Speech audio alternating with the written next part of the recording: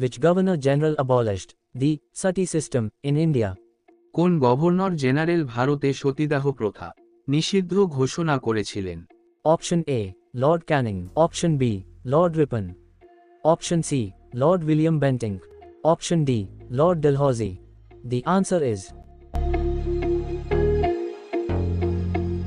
Option C, Lord William Bentinck.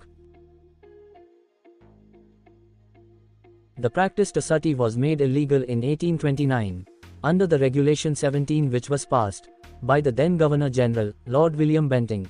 Sati was a practice in Hindu culture in which a widow would burn herself to death on her husband's funeral.